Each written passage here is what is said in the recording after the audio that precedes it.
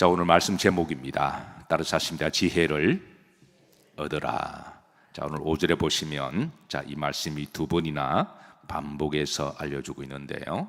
자, 다 같이 합독합니다. 지혜를 얻으며 명철을 얻으라 그랬습니다. 자, 7절에는 세 번 나옵니다. 자, 다 같이 한번 합독합니다. 지혜가 제일이니 지혜를 얻으라. 내가 얻은 모든 것을 가지고 명철을 얻을지니라 그랬습니다. 이게 얻다라는 말이 총 몇 번 나오죠? 5번 나옵니다. 성경에 반복하는 것은 그 정도로 중요하기 때문에 반복을 하고 있는데요. 여기 얻다라는 말이 재밌습니다. 여기 이제 이 콰나라는 말인데, 이는 공짜로 얻은 것을 말하지 않습니다.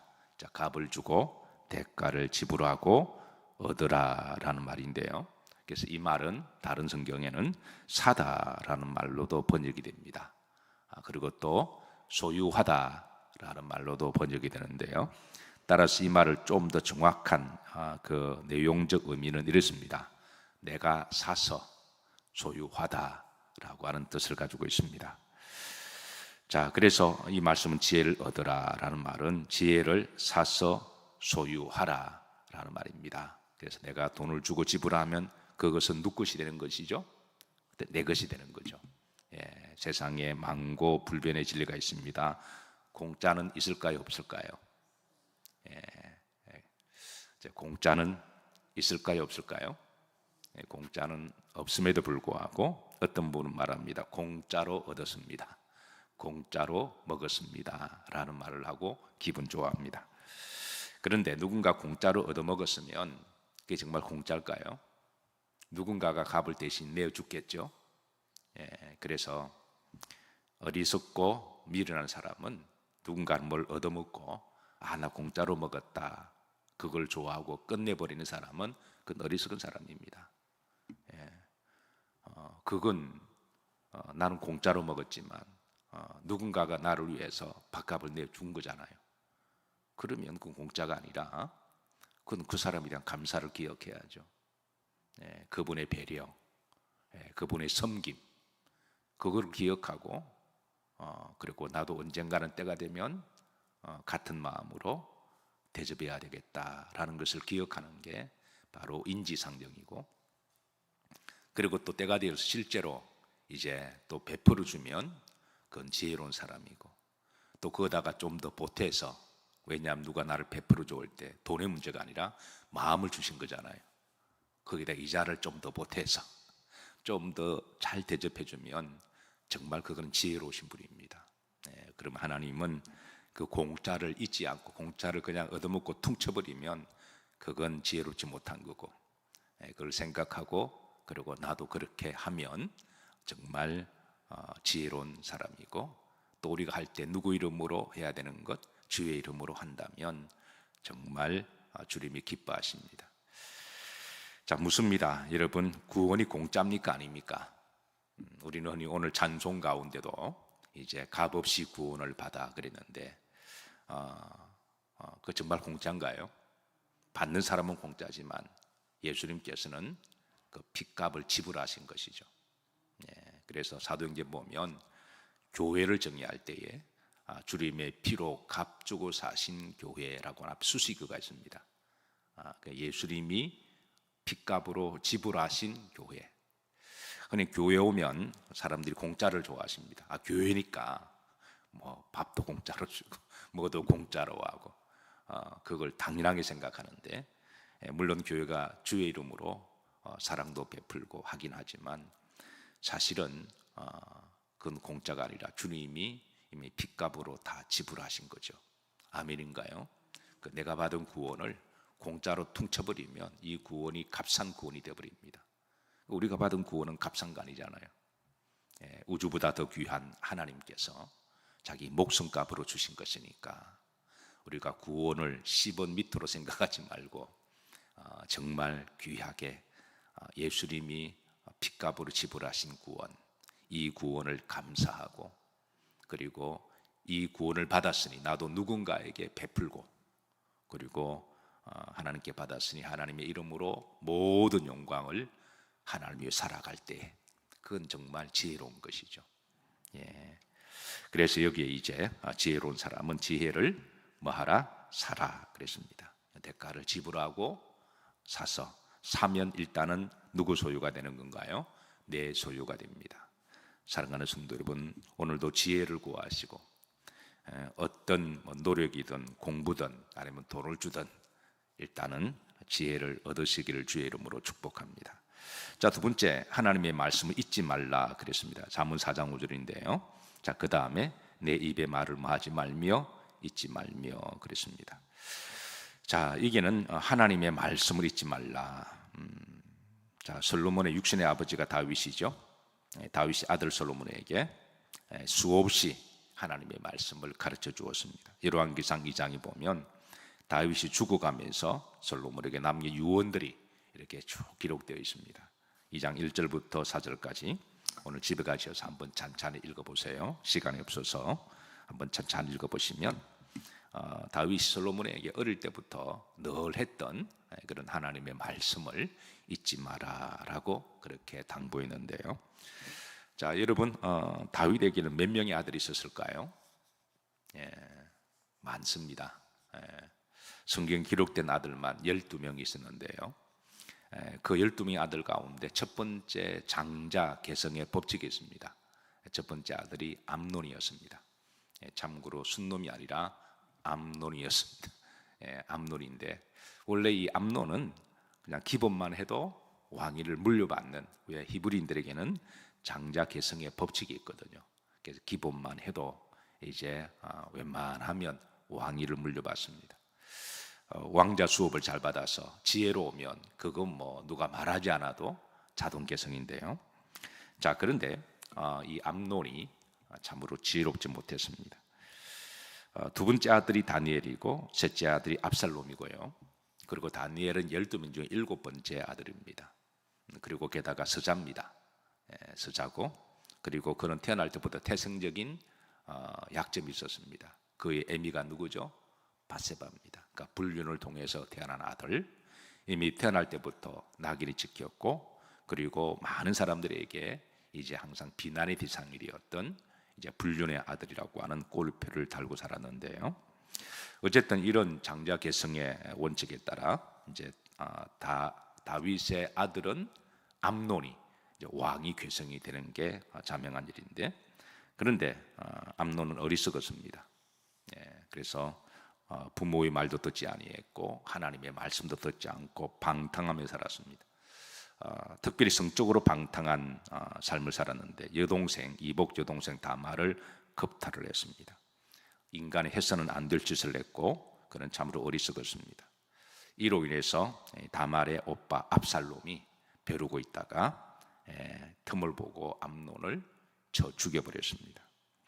결국 이 암논이 왕위를 물려받지 못하는 것은 그런 어리석음 때문이고, 그가 죽음을 당하고 제 명예에 살지 못한 것은 그의 어리석은 행위 때문입니다. 우리가 어제 말씀을 살폈습니다. 새벽에 지혜로우면 뭐하리라?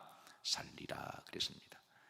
지혜가 있으면 살기도 하고 없으면 죽기도 하고, 좀 더 나이브하게 말씀드리면 제명에 죽지 못하기도 합니다. 우리가 이 세상에 보면 제명에 죽지 못하는 사람들이 참 많습니다. 원래 하나님은 우리 각자를 생명 주실 때 우리가 하나님의 말씀대로 좀 잘 관리하면 웬만하면 제명에 살도록 하나님의 은혜를 베푸십니다. 웬만하면 먹지 말라는 것 먹지 말고 성경에 나와 있잖아요. 그래서 먹어야 될 것은 먹고 하지 말아야 될 것은 좀 웬만하게 조심하고, 악인들의 길은 좀 피하고, 죄인들과 함께 괜히 어울려 다니죠. 왜냐하면 죄인들과 옆에 얼쩡얼쩡거리면 하나님이 벼락칠 때 옆에 딱 같이 맞거든요. 그래서 하나님이 심판하실 때 괜히 그 옆에 뭔가 좀 이득 본다고 얼쩡얼쩡거리다가 그냥 함께 그냥 벼락 맞을 때가 있으니까, 그래 죄인의 길에 서지 말고 오만한 자와 같이 앉지도 말고 악인들을 피하라라고 알려주시고, 그게 성경 말씀대로 우리가 100%는 다 지킬 수는 없어도 그냥 적당한 선에서, 우리가 실수도 하고 잘못된 길로 갈 수도 있습니다. 사람이 다 실수가 많죠. 의인은 없고 완벽한 사람 없으니까. 그런데 적당한 선에서 우리가 정리하고 좀 회개하고 돌아서서 다시 주님께 돌아오고 우리가 믿음으로 그렇게 살아가면 하나님은 긍휼히 여겨주시고 그냥 웬만하면 하나님께서 그래도 보장하신 제명에 살게 하시는 줄로 믿습니다. 사랑하는 성도 여러분, 지혜로우시면 사람 연수가 70이라도 지혜로우면 하나님은 더 생명을 길게 하시고 80까지 80말까지 요즘 80대가 저는 80말이라고 생각합니다. 어쨌든 그 이상도 여러분은 지혜로우면 그 생명이 길리라 그랬는데 건강하시면서 장수하시기를 주의 이름으로 축복합니다. 그러니까 암논은 왕이 되지 못하는 어리석음 때문이었습니다. 제명에 살지 못한 것도 그의 어리석음 때문이었고, 그래서 이제 누가 왕이 되나요? 다윗 뒤를 물려받아서 우리가 잘 아는 솔로몬이죠. 그는 왕이 될 수 없는 사람이었습니다. 태어날 때부터 여러 가지 그는 태생적 그런 약점이 있어서, 그런데 그는 아버지의 말씀을 잘 들었습니다. 아버지의 말씀을 하나님의 말씀으로 들었고, 그리고 그는 또 하나님 말씀을 잘 들었고, 그런 왕이 되고 첫 번째 제일 먼저 하는 게 하나님께 일천번제 드린 거잖아요. 여러분 일천번제가 쉬운 건가요? 우리 교회 일천번제 하시는 분들이 많이 계시는데 매일 하나님 앞에 그렇게 예배와 제물을 드리는 건 그 한 3년 반 걸리거든요. 그거 보통 아닙니다. 여러분 하나님이 다 기억하고 계실 거예요. 그리고 그 7년 동안에 성전을 건축했잖아요. 아니 그 정도면 그런 믿음이 좋은 거예요. 나중에 그가 좀 이렇게 타락해서 그렇지 전반기에 솔로몬의 그 믿음은 진심이었고 그때는 정말 믿음이 좋았습니다. 그래서 그가 뭐가 되었나요? 왕이 되었습니다. 왕이 될 팔자가 아닌데 왕이 되었습니다. 뭐 했기 때문에? 지혜로웠기 때문에. 그리고 그가 하나님께서 꿈에 나타나서 뭘 줍고 물었을 때 하나님께 뭘 달라고 그랬나요? 지혜를 달라고 그랬습니다. 사랑하는 성도 여러분, 지혜를 구하시기를 주의 이름으로 축복합니다.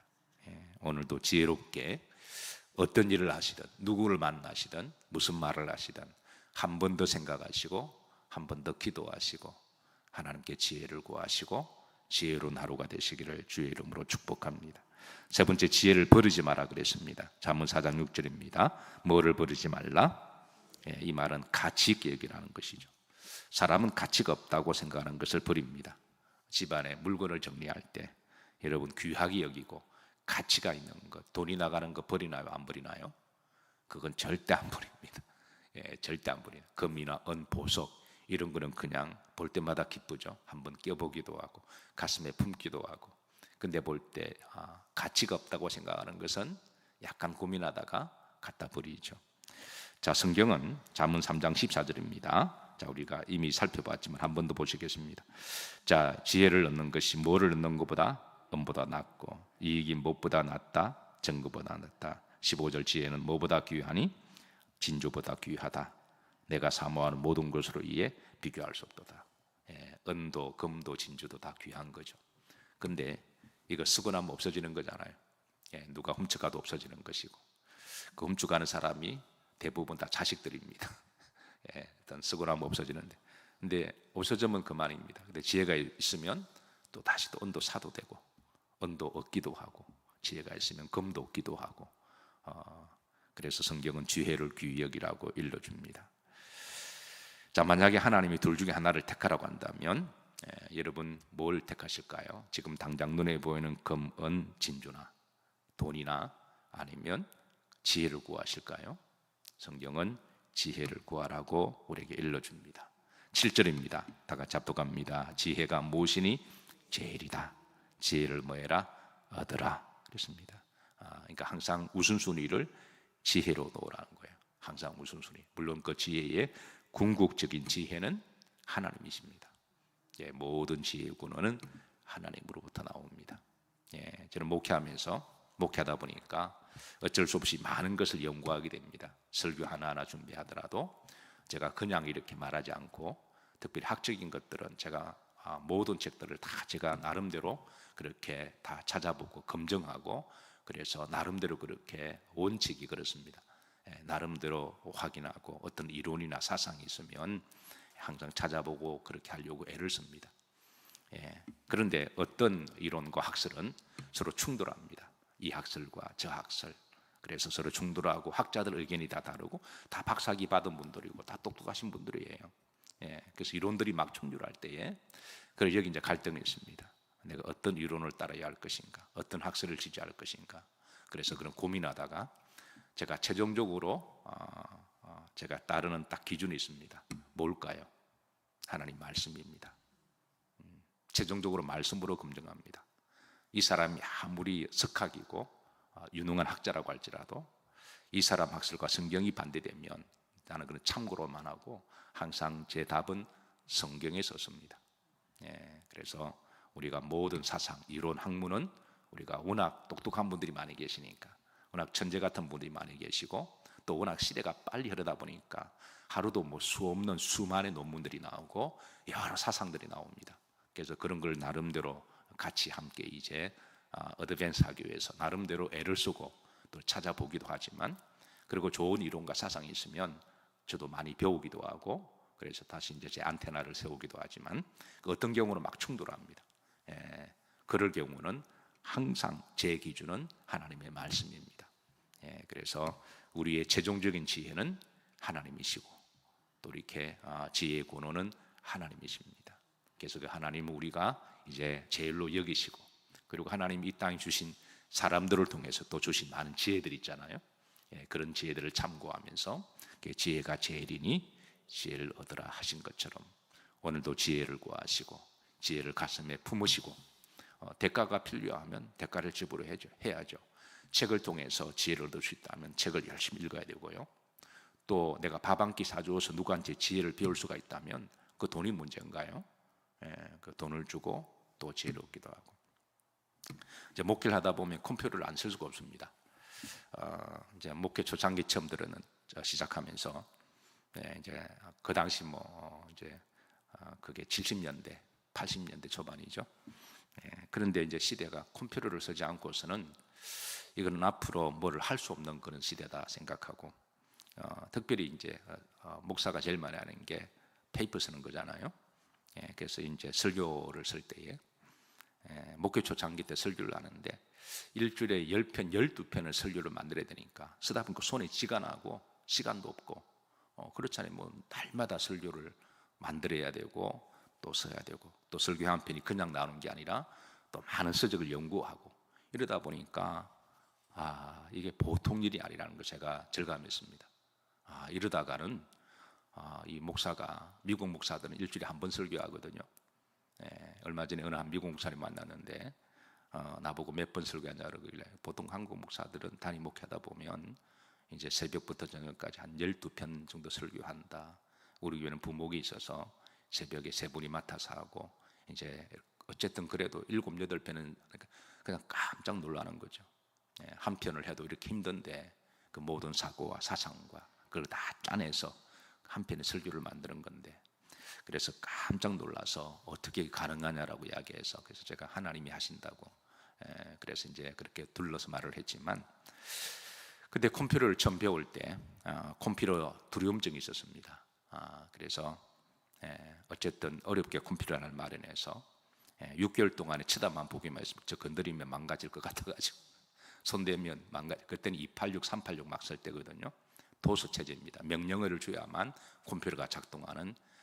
근데 또 그걸 배우려면 그때는 컴퓨터 학과를 나와야 되고, 그래서 독학하는 거는 불가능하고, 그래도 어떻게 배워야 되니까 그래서 시간 날 때마다 배우고 째려보다가 배우고 그렇게 결국 이제 배우면서 한계가 있으니까, 그때 하다가 막히 고장이 나면 컴퓨터를 전공하는 대학생을 제가 컴퓨터를 들고 찾아다닌 적이 있습니다. 가면 1시간 가져가서 하나 배우고 오는 거예요. 가서 가져가면 지금은 이제 컴퓨터가 우리가 배울 수 있는 여러 채널이 많아서 약간만 노력하면, 요즘 컴퓨터 얼마나 배우기 좋아요. 그냥 뭐 자동으로 알아서 탁탁탁탁 대부분. 근데 옛날에는 명령어를, 도수를 다 넣어야 됐거든요. 어떤 암호를 넣어야 되고 또 기계 체계를 넣어야만 그게 답을 주는 그런 시대여서 그렇게 힘들게 배웠습니다. 몇 시간을 운전해서 가고 하나 배우기 위해서 이제 또 배웠으니까 밥도 대접해야 되고. 감사합니다. 미국에서 목회할 때 유학생 중에 컴퓨터 전공한 엔지니어들이 유학에 많이 오면 대화 나누다가 컴퓨터 이야기 나오면 흘러가지 않고 어떻게 하는 거냐고 그렇게 한 땀 한 땀 모아서 그렇게 해서 이제 나름대로 습득을 하고 아마 지금은 제 나이 또래나 제 목사들 중에 아마 뭐 혹시 교만하게 듣지 마세요. 아마 제가 컴퓨터를 제일 잘할 거로 저는 자부합니다. 네, 제일 잘하고 제일 활용하고 그리고 컴퓨터 제 비서와 같아서 그래 정말 유용하게 복귀하는데 정말 도움을 많이 얻고 있습니다. 그러니까 지금도 나보다 잘하는 사람이 있으면 제가 그걸 썩 지나가지 않고 툭툭 물어봅니다. 왜냐하면 그 하나 넣은 지식이 내가 한 달을 공부해서 얻을 만한 노력이 엑기스가 들어가 있거든요. 그게 나보다 아무리 나이가 어려도 뭐를 잘하면 제가 툭 지나가면서 물어봅니다. 어떻게 하시는 거냐고. 그리고 이야기하면 제가 잘 듣습니다. 그리고 감사를 표하고 뭐 식사를 대접하든 뭐를 하든 어쨌든 어떤 식으로든 우리는 지혜를 얻기를 노력해야 됩니다. 그러면 하나님이 긍휼히 보시고 이제 지혜도 주시고 또 일단 그게 모르면 내 것이 아닌데 일단 내 것이 되면 내 거잖아요. 모르면 계속 모르는 건데 알면 이제 그 다음부터 내 소유가 되는 거죠. 이게 얻다라는 말은 과나라는 말은 대가를 지불하고 사라는 거죠. 그러면 그 다음부터는 눕게 되나요? 그건 내 거 되는 거예요. 그래서 하나님은 우리 성도들이 지혜롭게 살기를 원하시고 그 지혜를 통해서 주시고자 하는 하나님의 분복이 있으시고 또 지경을 더욱더 넓혀주시는데 오늘도 지혜를 구하시고 하늘나라 가는 날까지 늘 지혜로우시기를 주의 이름으로 축복합니다.